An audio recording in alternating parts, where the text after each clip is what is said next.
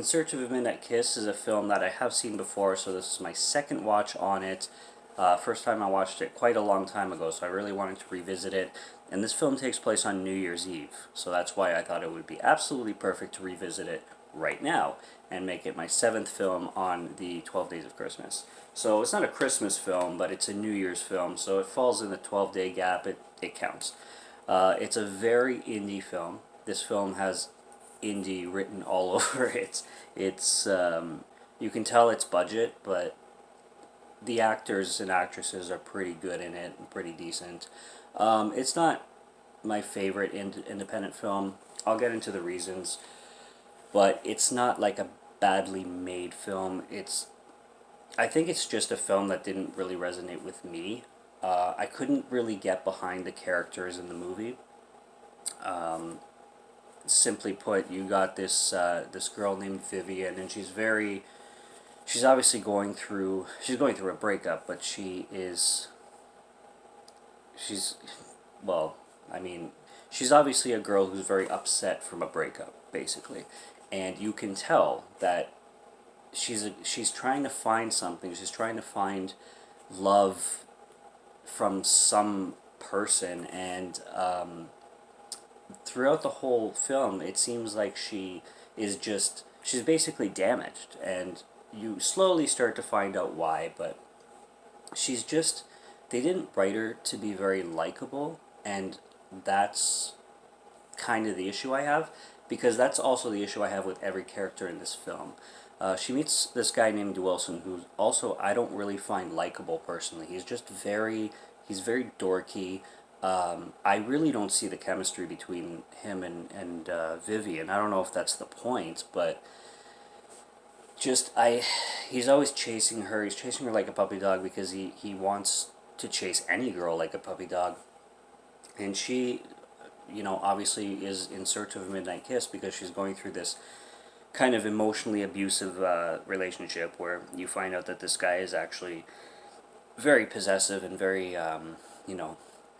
can't leave her alone kind of thing. And I guess she just wants an escape for New Year's Eve and wants to, but she's so like, she's so in your face too. She's a person that to me I just wouldn't want to be around. And there's times where she'll snap at Wilson's character, or sorry, Wilson, and just be so dramatic, and you really want to find out why she is this way as the film progresses, and it gets there, and it shows you, and it's right that she has a reason to be, but she's never likable to me. She's never a person that I would side with, and neither is Wilson, because he has no ability to stand up for himself, and he has his own ex-relationship problems, and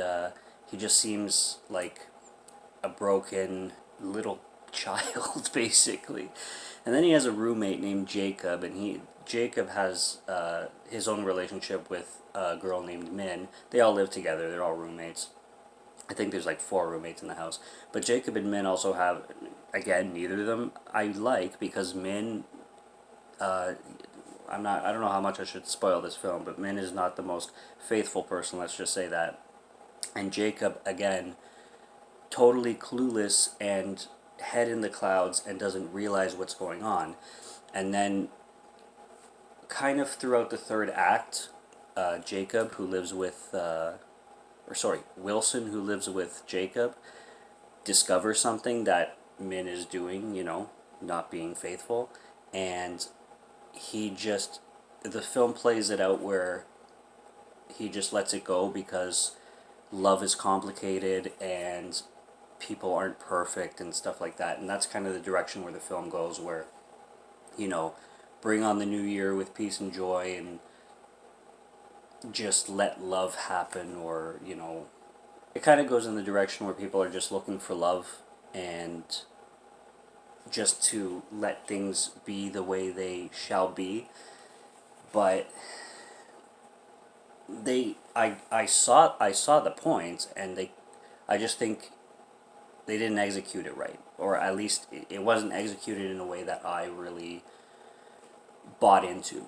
It was just a bunch of people that I didn't really care for because of who they are, and I didn't feel sorry for any of them. And maybe that's exactly the point of the film, is to show, you know, that everybody can be damaged, but, or have their issues, but you can, you know, love people who for who they are, I guess. Maybe, but like I said, I've seen that concept done in so many better films, and I've seen that concept written better and directed better than it was in this. I guess it just didn't resonate for me. Maybe it's just a me thing. I mean, this film is very well respected and got a lot of great reviews, but maybe it's just not my thing. But it's a great New Year's film. There's not a lot of New Year's films, especially ones that are good. So this is worth checking out. It's unique. It's very independent, and it's an interesting take and perspective on things. I'm certainly willing to give this a rewatch again. It's nothing I hate. It's nothing like the last review I did. That one, not watching that again. But this one, I guess I could watch it again. Maybe, especially watching with other people. I would definitely like to explore this one a lot more and see different perspectives on it. But that's In Search of a Midnight Kiss.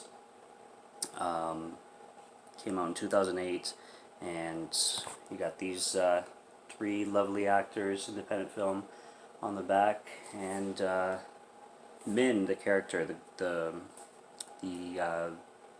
girl that has a hard time being faithful, that's dating Jacob. She's absolutely gorgeous, and they play on that a lot. They play on her looks a lot in the film, which is nice. But so is the main character too. The girl who plays Vivian, she's also very attractive. But that's day 7 for you. That's New Year's Eve. 5 more to go, and it's going to be a lot of fun. So subscribe to Morgan Film Fan if you like to hear my voice, or if you like my film reviews. And I will be back next time. And until then, have a great night, and cheers.